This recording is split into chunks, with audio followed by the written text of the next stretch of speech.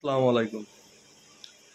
ইউটিউবারদের থেকে পরামর্শ নিয়ে যদি দেশ চালায় তাহলে দেশের এই অবস্থাই হবে, যেটা গত কয় মাস ধরে বা এই গত কিছুদিন ধরে যা দেখতেছি, একের পরে এক যে ঘটনাগুলো ঘটে যাচ্ছে, ডক্টর ইউনূসের যে ব্যর্থতাগুলো প্রকাশ পাচ্ছে, এই সব কিছু মিলাইয়া দেশের একটা খুব ভয়াবহ অবস্থা।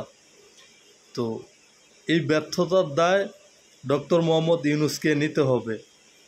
আর ইউটিউবারদের থেকে পরামর্শ নিয়ে, ল্যাংটা সুলাইমানদের মতো মানুষদের কাছ থেকে পরামর্শ নিয়ে যদি দেশ চালায় তাহলে দেশের কোনো কিছুই কাভার দিতে পারবে না। তাদের এক একটা মিশন আছে, ওই মিশনে তারা সাকসেসফুলি কাজ করে যাচ্ছে, কিন্তু দেশে যা হওয়ার তা হইয়া যাইছে।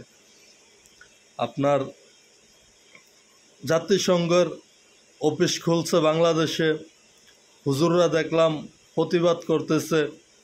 প্রতিবাদ করলে কি কোনো লাভ হবে? যা ঘটনা ঘটার তা আগে ঘটে গেছে। আপনাদেরকে, আমাদেরকে বা বাংলাদেশের মানুষকে একটা বিভাজনের ভিতরে রেখে দেশের ভিতরে যা যা করার দরকার তাই করে ফেলছে। এইটা এখনও হয়তো বুঝতে পারতেছেন না।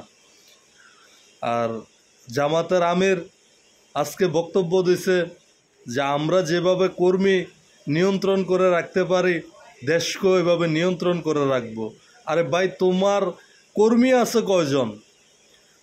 তোমার দলটাই তো চলে ভোট বাহিনীর উপরে। আবার দেশ চালাইবা, দেশের ক্ষমতা হাতে নিয়ে এটা করবা সেটা করবা। নির্বাচনে আসো, তোমরা তো নির্বাচনের দিকে যাচ্ছ না। একবার বলো নির্বাচন চাই, আরেকবার বলো নির্বাচন চাই না। দেশে একটা ভয়াবহ অবস্থা চলতেছে। জনগণের প্রতিনিধি যদি না থাকে, দেশে সামনে আরও অনেক ভয়াবহ পরিস্থিতি তৈরি হবে। সুতরাং নির্বাচন ছাড়া কোনো বিকল্প পথ নাই। আর পিআর পদ্ধতি বইলা যে ফেনার তুলতেছ, পিআর পদ্ধতি সংস্কার কমিশনে কোন জায়গায় লেখা আছে? তোমরা নতুন একটা ভাওতাবাজি ঢুকিয়ে দিছ। পিআর পদ্ধতি বাংলাদেশে চলবে না। ধন্যবাদ।